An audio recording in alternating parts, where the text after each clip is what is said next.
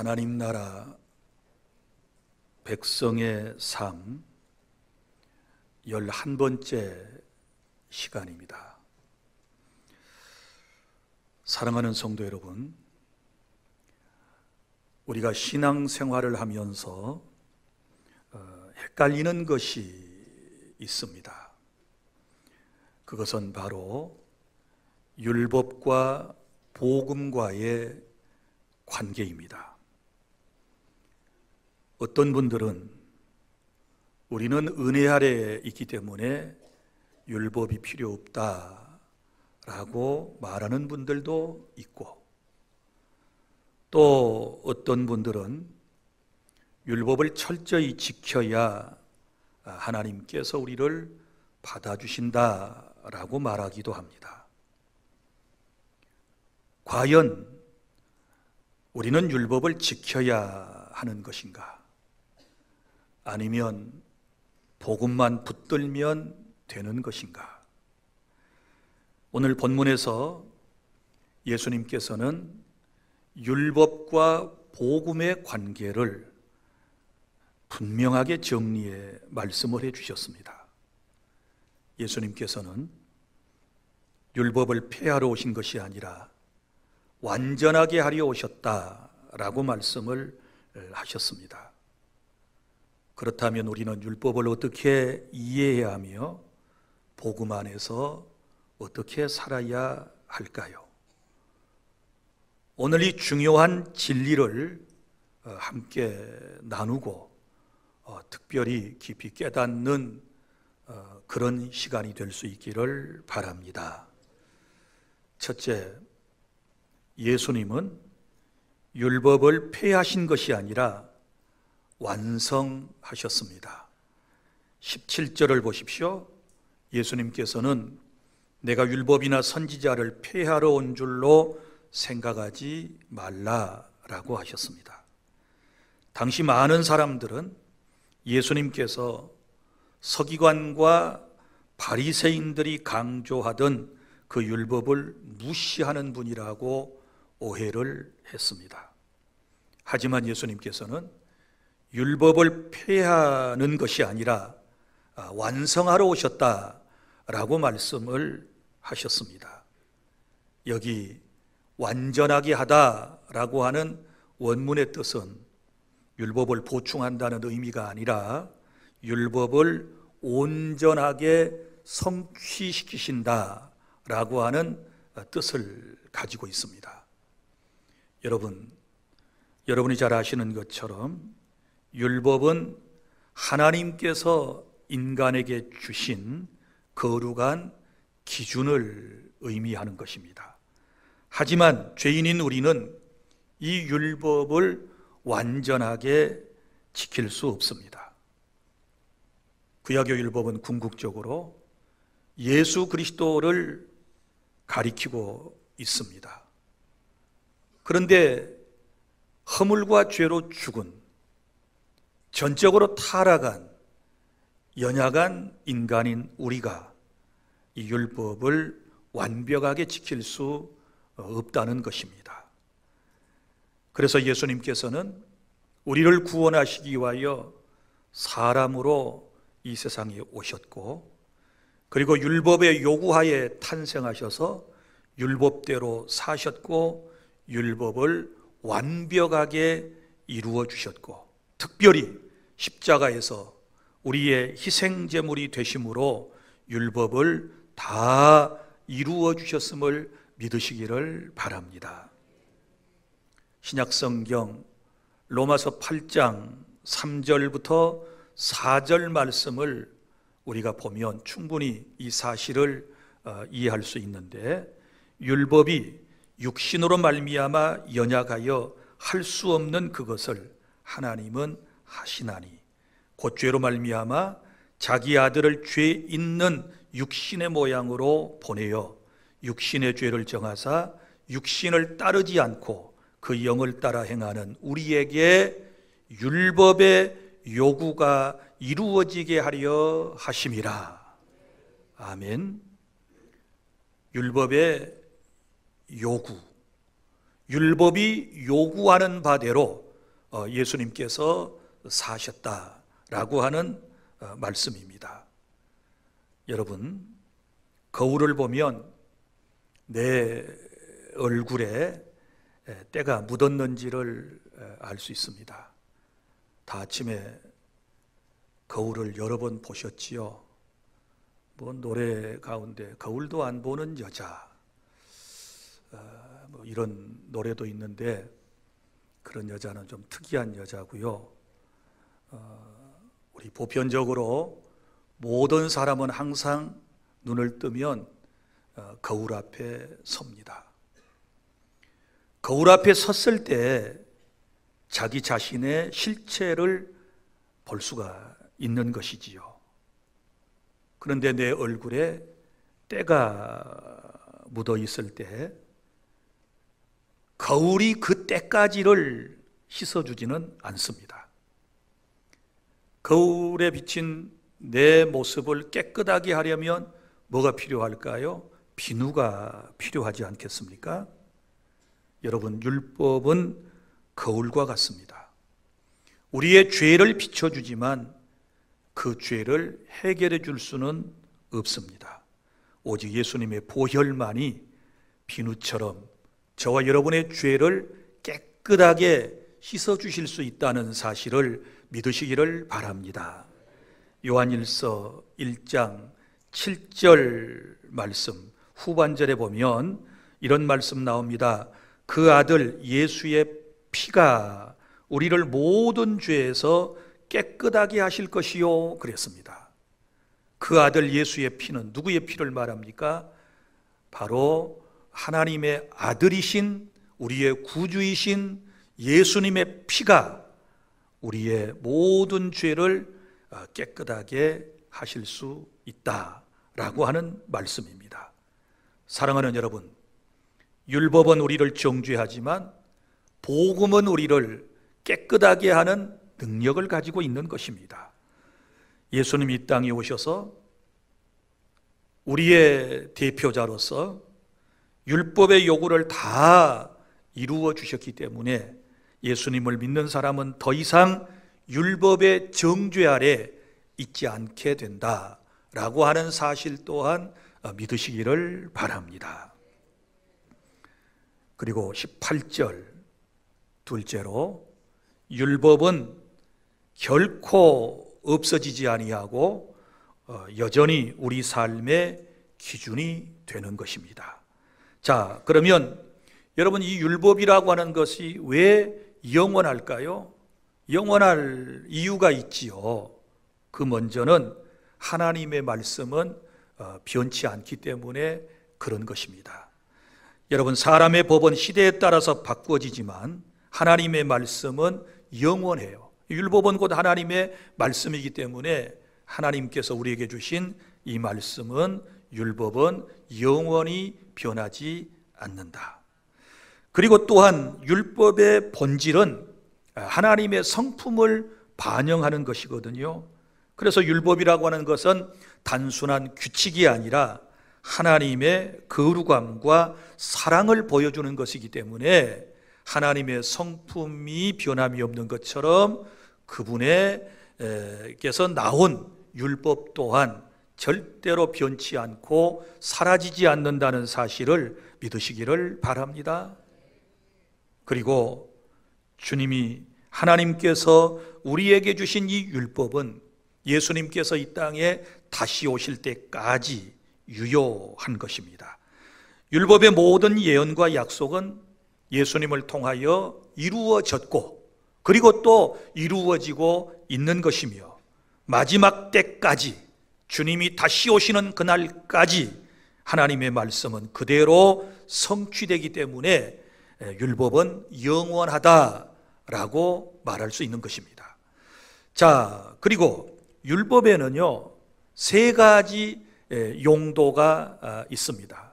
세상의 법령도 마찬가지지요. 3가지 용도가 있는데, 먼저는 거울로서의 역할을 하는 것입니다.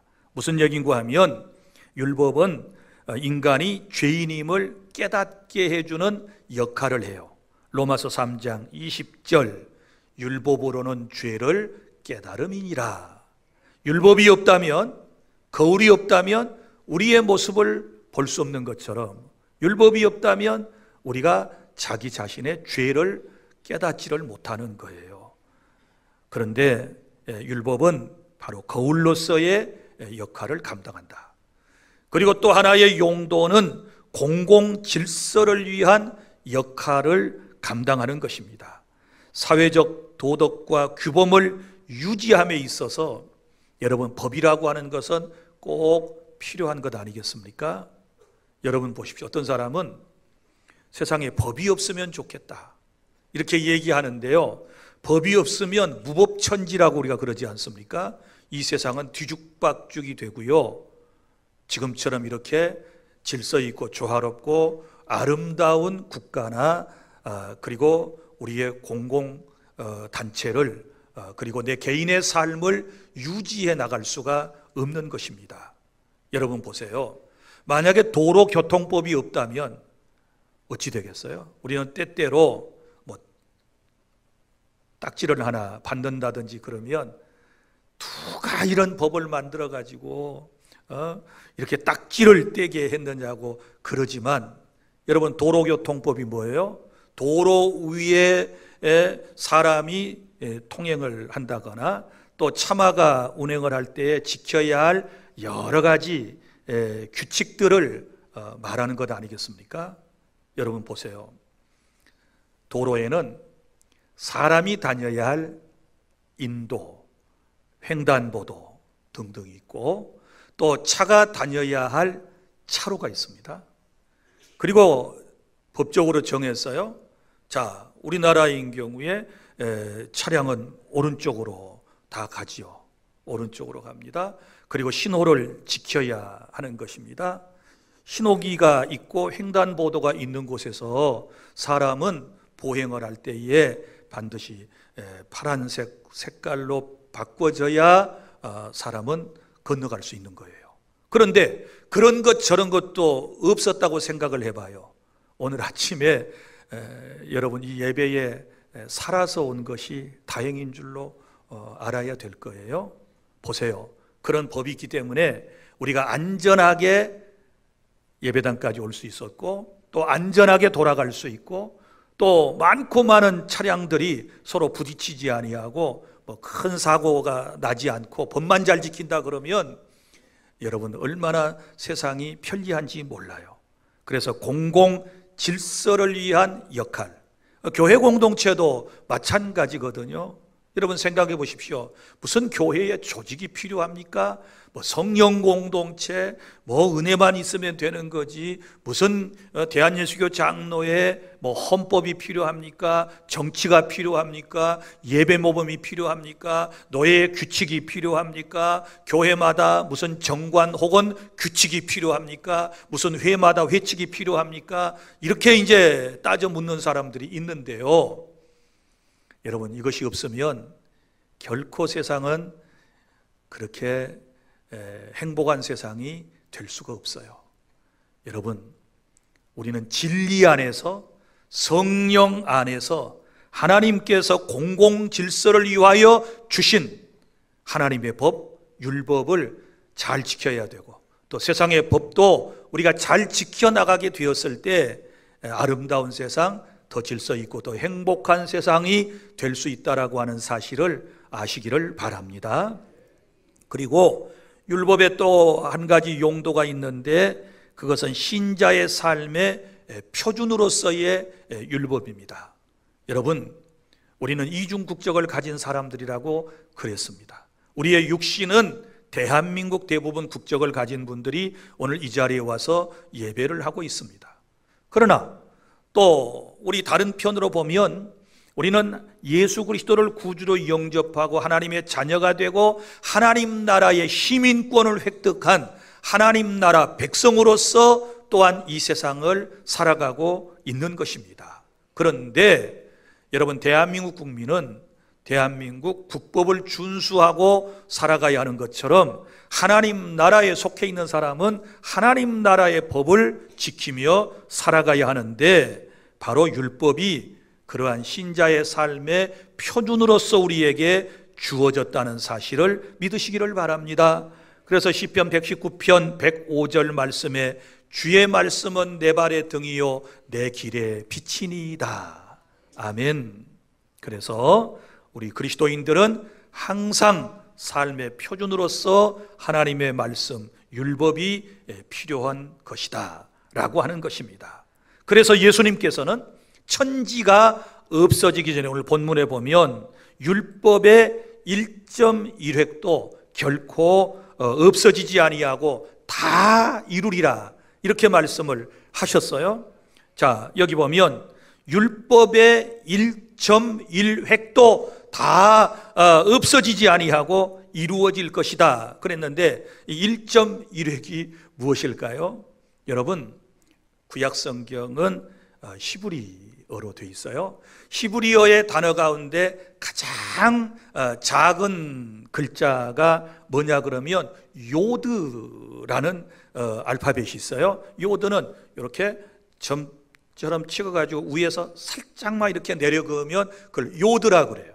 그러니까 히브리 알파벳 가운데 가장 크기가 작아요.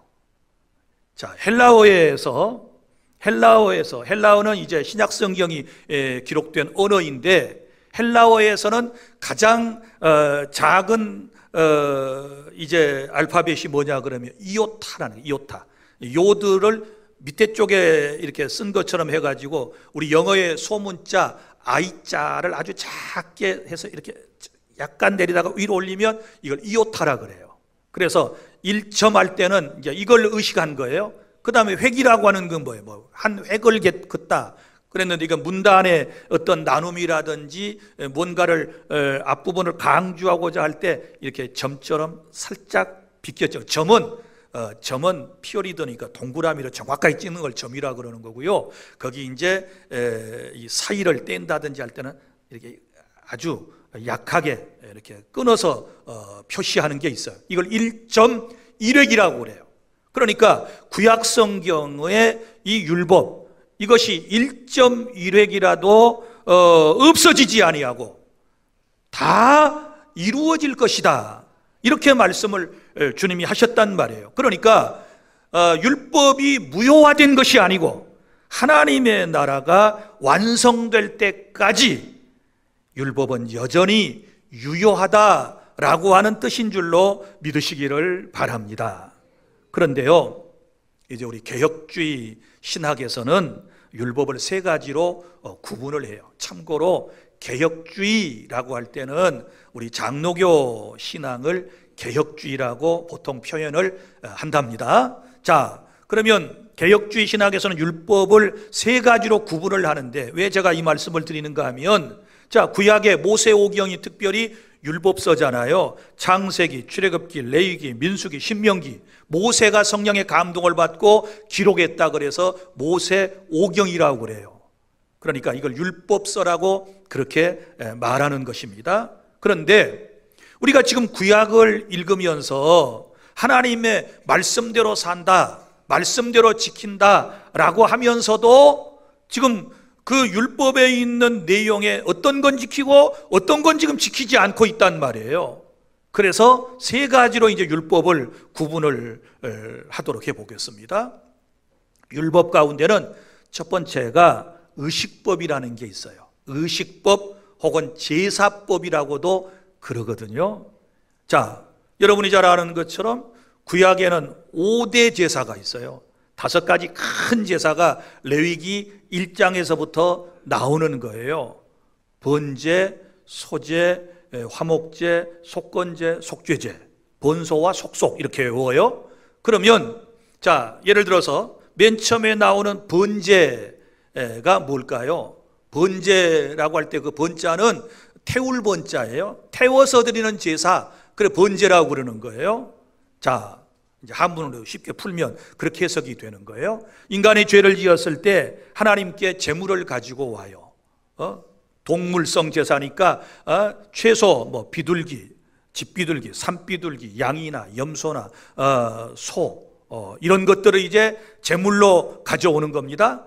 그러면 인간의 죄를 죄 없는 그 짐승에게다가 전가시키고 난 다음에 그 짐승을 잡아서 불로 태워드리는 것을 번제라고 그래요. 그런데 지금 우리 하나님의 말씀을 문자적으로 지키며 신앙생활 한다고 하지만 그거 안 하잖아요. 그거 왜 안 하는 거예요?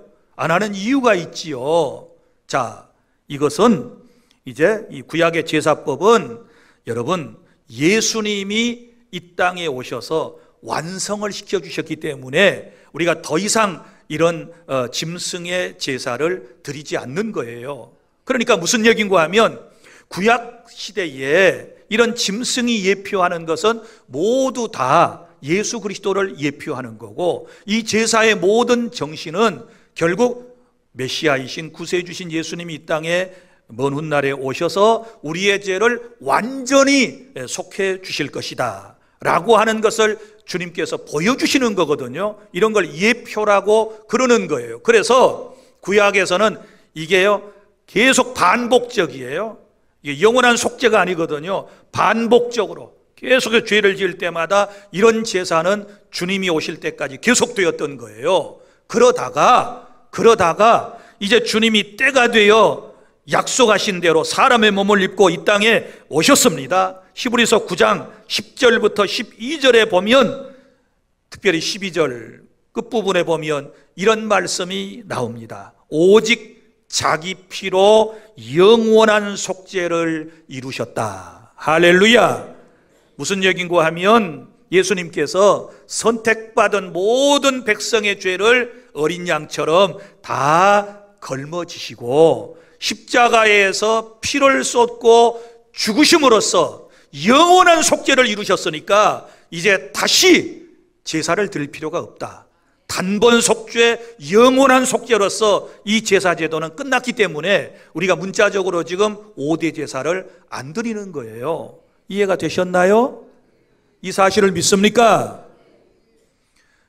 그 다음에 율법의 두 번째는 시민법이라는 게 있어요. 시민법 혹은 국가법이라고 그러는데요. 여러분, 대한민국에는 대한민국 국법이 있습니다. 미국 사람은 미국 사람의 법이 있고 그들의 법을 지켜야 하는 것입니다. 그러면 이스라엘 사람들을 우리가 부를 때 선민이라고 그러죠. 택한 민족. 왜 택했어요? 그 민족 가운데서 메시아를 하도록 하시기 위해서 그 민족을 택하셨고, 아브라함을 부르셨고, 그리고 그의 후손 가운데서 예수님이 태어나게 하셨다. 그래서 선민이라고 그래요. 그리고 하나님께서 의도하셨던 바는 이스라엘 공동체를 통치하실 때 신정정치를 원하셨어요. 그러니까 하나님께서 직접 왕권을 가지고 하나님이 직접 이제 이스라엘을 통치하실 때를 우리가 뭐라고 그러는가 하면 신정정치라고 그래요. 하나님이 통치하는 정치. 그러다가 역사가 쭉 흘러가면서 이스라엘 사람들이 왕정정치를 원했어요.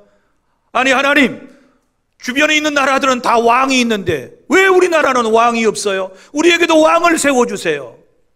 하나님께서는 처음에 매우 괘씸하게 생각하셨어요. 왜냐하면 하나님의 백성이니까 하나님이 직접 신정 통치를 하기를 원하셨는데, 아니 세상 나라처럼 왕을 세워달라고 그러니까 하나님이 마지못해서 세우신 왕이 이스라엘의 초대 왕이 사울이에요. 사울. 그래서 사울 왕이 처음에 세워지면서부터 신정정치가 끝나고 왕정정치가 시작이 된 거예요.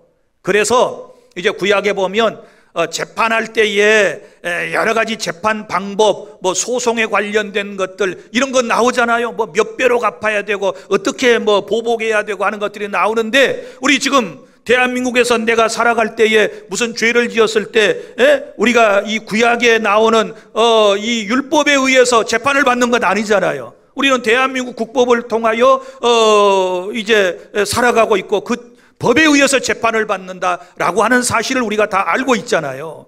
그래서 여기 나오는 시민법 혹은 국가법은 신정 통치가 끝남과 동시에 이것은 폐지되었어요. 그러니까 우리는 그 법령의 깊은 의미만을 깨닫고 받아들이지만 그걸 문자적으로 지키지 않는다. 그래서 안 지키는 겁니다. 그 다음에 세 번째, 세 번째, 어떤 율법이 있느냐? 도덕법이라고 하는 게 있어요. 자, 도덕법 혹은 십계명이라고 그러는데요, 이것은 하나님의 도덕적인 기준, 출애굽을 하고 난 이후에, 출애굽은 구원을 상징하는데 하나님께서 그들에게 시내산에서 십계명을 주셨고, 자, 그 십계명은 지금까지도 우리에게 유효한 법령으로서 하나님 나라 백성으로서 주님이 오시는 그날까지 지켜야 할 바로 율법이다 라고 하는 것입니다. 이해가 되셨습니까? 그래서 우리는 구약의 제사법이나 음식 규례 등은 따르지 않지만 도덕법 십계명은 신자의 삶의 기준으로 여전히 유효하다. 믿습니까? 그리고 또 주님이 오셔서 내가 너희에게 새 계명을 주노니 그랬잖아요. 하나님 나라의 왕이신 예수님께서 우리에게 새로운 계명을 주셨는데 그 가장 중요한 게 사랑이잖아요. 사랑. 율법도 주제가 사랑이에요. 그죠? 복음도 주제가 사랑이에요. 예수님의 가르치심도 뭐예요? 사랑이에요. 그러니까 여기에 관련된 모든 것들은 우리가 구원받은 백성이지만 여전히 지켜야 한다는 사실을 믿으시기를 바랍니다. 한 가지 조심해야 할 것은, 율법을 지킨다라고 하는 것은 구원의 조건이 아니라 구원받은 성도가 하나님 나라 백성답게 하나님을 기쁘시게 드리기 위해서 여러분 삶의 방식으로서 지켜야 할 것이다 라고 하는 사실을 믿으시기를 바랍니다. 자, 셋째, 18절부터 19절까지의 말씀입니다. 이제 주님께서 우리에게 주신 말씀 20절에 보면 내가 너희에게 이르노니 너희 의가 서기관과 바리새인보다 더 나았지 못하면 결코 천국에 들어가지 못하리라, 이렇게 말씀을 하셨습니다. 그러니까 서기관과 바리새인보다 더 나은 의가 이제 우리에게 필요하다. 예수님께서 이 말씀을 강조를 하시거든요. 그런데 여러분, 여기 이제 서기관 그리고 이 바리새인들, 이 사람들은 어떤 특징을 가지고 있었을까요? 19절에 보면 그러므로 누구든지 이 계명 중에 지극히 작은 것 하나라도 버리고 또 그같이 사람을 가르치는 자는 천국에서 지극히 작다 일컬음을 받을 것이요. 여기까지. 그러면 바리새인들의 특징은 무엇이었습니까? 그들이 철저하게 율법을 다 지킨다고 했지만 철저하게 다 지킨 게 아니었다 그 말이에요. 그러니까 율법을 나름대로 이제 분석을 했던 모양이에요. 그래서 1순위가 되는 거, 그 다음 순위가 되는 거, 적은 거, 큰 거, 이렇게 율법을 이제 나눈 거예요. 그리고는 여기 보면은 작은 것 하나라도 버리고 그랬으니까 이건 별로 중요하지 않다라고 생각되는 것은 안 지키고 엉뚱한 것에 꽂혀가지고 그것만 지키고 그것만 가르쳤다. 이런 사람은 천국에서 뭐예요? 작다 일컬음을 받을 것이다. 그런데 그 뒤에 나오는 사람은 어떤 사람이에요? 이를 행하며 가르치는 자는 천국에서 크다 일컬음을 받을 것이요. 할렐루야. 그러니까 율법은요, 경중이 없어요. 크고 작은 것이 없어요. 다 모두가 동일하게 중요한 하나님의 법이라고 하는 사실을 믿으시기를 바랍니다. 우리 신앙생활 하면서도요, 어떤 것은 아주 여러분이 귀하게 생각하는 게 있고, 어떤 거는 하찮게, 어떤 것은 막 죽어도 지키는 게 있고, 어떤 것은 그냥 안 지켜도 돼 하고 넘어가는 것들이 있는데, 이제 이런 것들은 서기관과 바리새인들의 스타일이라고 그러는 거예요. 그러나 우리는 결코 하나님의 말씀을 그렇게 경중을 부분을 두어가지고 따르는 그런 말씀이 아니고 신구약 성경 전체가 다 온전히 중요한 하나님의 말씀이라고 하는 사실을 믿으시기를 바랍니다. 그래서 예수님께서 이렇게 말씀하셨어요. 너희 의가 서기관과 바리새인보다 더 낫지 아니하면 결코 천국에 들어가지 못하리라. 이렇게 주님께서 엄하게 말씀을 하셨습니다. 그러면 이 말씀 속에도 보면 천국에 등급이 있다라고 하는 걸 알 수 있어요. 자, 천국에 등급이 있어요. 왜냐하면 여기 등급의 차이가 나오는데 율법의 내용을 감하고 가르치는 자, 빼고 가르치는 자는 천국에서 뭐예요? 지극히 작다. 그 다음에 바르게 행하며 가르치는 천국에서 뭐예요? 크다. 그러니까 작다, 크다라고 하는 말이 나오는 걸 보면 하나님 나라에서도요, 분명히 등급의 차이가 있다. 상급의 차이는 분명히 우리가 이해를 하고 있잖아요. 그럼 여기 주님께서 작은 자, 큰 자 이렇게 표현을 지금 하고 계시잖아요. 자, 여러분 보십시오. 바리새인들은 나름대로 율법을 철저히 지켰습니다. 하지만 그들의 의의가 하나님 앞에서 충분하지 않았다라고 하는 것을 주께서 말씀하시는 거예요. 그럼 여기서 말하는 의의가 뭐예요? 너희 의의가 그랬으니까 그 의의를 우리가 알아야 돼요. 너희 의의가 서기관과 바리새인보다 더 나아야 된다. 더 나은 의의가 도대체 무엇이냐라고 하는 것이지요. 이것은 바로 윤리적인 의의를 말하는데, 우리가 지난 시간에 배웠던 소금이요 빛이다 라고 말씀을 하시며, 소금과 빛의 사명과 역할은 결국은 뭐라고 이제 주께서 말씀하셨느냐? 착한 행실, 이렇게 결론을 주님께서 내셨단 말이에요. 자, 여러분 보세요. 그러면 주님께서 왜 너희 의의가 서기관과 바리새인보다 더 낫지 아니하면 안 된다고 말씀을 하셨을까? 바리새인들의 의의는 외식적이었어요. 이 사람들은 문자적으로만 지키려고 했어요. 마음을 다하지를 못했어요. 율법을 지키는 것처럼 보였지만 마음은 하나님을 떠나 있었기 때문에 이런 의의는 인정을 받지를 못했다라고 하는 것입니다. 그러니까 형식적인 신앙으로는 결코 천국에 이를 수 없다라고 하는 따끔한 지적의 말씀이기도 하다는 사실을 깨달을 수 있기를 바랍니다. 사랑하는 여러분, 우리의 행위로는 절대로 구원받을 수 없습니다. 오직 예수 그리스도의 의를 덧입어서 우리가 구원에 이를 수 있다고 하는 사실을 여러분이 믿으시기를 바랍니다. 이제 말씀을 정리해 봅시다. 사랑하는 성도 여러분, 저와 여러분은 율법을 넘어서 이제는 복음으로 나아가야 될 줄로 믿으시기를 바랍니다. 오늘 여러분이 말씀을 통해서 율법과 복음의 관계를 분명히 이제 알게 되었습니다. 율법은 다시 말하지만 폐지된 것이 아니고 예수님 안에서 완성되었다는 사실을 확실하게 믿으시기를 바랍니다. 자, 그리고 율법은 여전히 구원받은 성도들의 삶의 기준이 되지만 구원의 조건은 아니라고 하는 것도 믿으시기를 바랍니다. 그리고 우리는 바리새인의 형식적인 의의가 아니라 예수님께서 이루신 의의를 덧입어야 되는데, 율법의 참된 뜻을 깨닫고 구원받은 자로서 기쁨을 가지고 하나님의 말씀대로 살아야 될 줄로 믿으시기를 바랍니다. 다시 말하지만 율법의 정신, 사랑입니다. 주님이 오셔서 우리에게 새 계명을 주신 그 중심이 뭐예요? 사랑입니다. 그래서 신구약 성경이 우리에게 강조하는 것은 사랑의 율법이거든요. 그러니까 이 본질의 뜻을 깨닫고 세상에서 소금과 빛으로 착한 행실을 통하여 하나님께 영광 돌리며 살아야 한다라고 하는 말씀을 오늘 저와 여러분에게 주신 줄로 믿으시기를 바랍니다.